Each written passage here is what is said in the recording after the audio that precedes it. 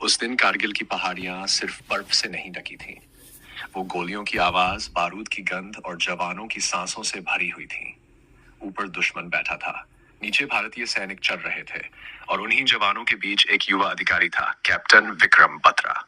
चेहरे पर मुस्कान, आंखों में आत्मविश्वास और दिल में सिर्फ एक बात, मिशन पूरा करना है। विक्रम बत्रा हिमाचल प्रदेश के पालमपुर से थे। बचपन से ही उनमें कुछ अलग था। दोस्त कहते थे कि वो जहां जाते माहौल बदल जाता। हंसमुख थे, लेकिन अंदर से बहुत मजबूत। उन्होंने भारतीय सेना ज्वाइन की, जम्मू एंड कश्मीर राइफल्स, और फिर आया नाइस कारगिल युद्ध।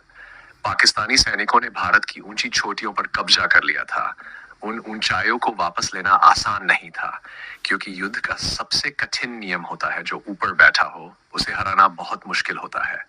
लेकिन भारतीय सेना पीछे हटने वालों में से नहीं थी।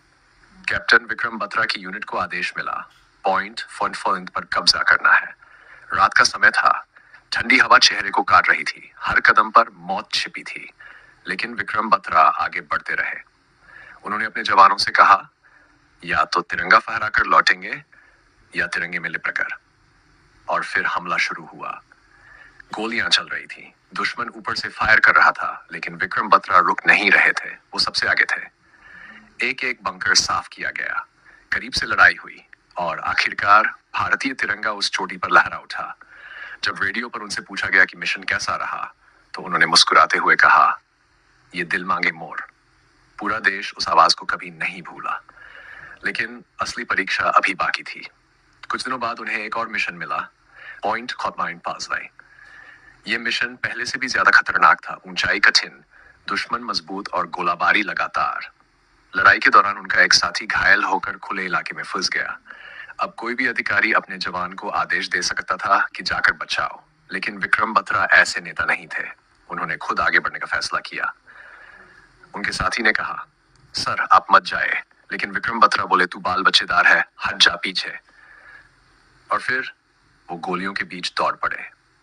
उन्होंने अपने साथी को बचाया, लेकिन उसी दौरान दुश्मन की एक गोली उनके सीने में लगी। कैप्टन विक्रम बत्रा जमीन पर गिर पड़े, सिर्फ 62 साल की उम्र। लेकिन उस दिन भारत ने सिर्फ एक सैनिक नहीं खोया था, भारत ने अपना शेर शाह खोया था। बाद में उन्हें परमवीर चक्र से सम्मानित किया गया। लेकिन सच कहें तो कुछ लोग मेडल से बड़े हो जाते हैं। विक्रम बत्रा उन्हीं में से थे। आज भी जब भारतीय सेना में उनका नाम लिया जाता है, तो सिर्फ कहानी नहीं सुनाई जाती, एक भावना महसूस की जाती है। क्योंकि कुछ लोग मरते नहीं, वो देश की आत्मा का हिस्सा बन जाते हैं। और कैप्टन विक्रम बत्रा हमेशा उन्हीं में रहेंगे। जय हिंद।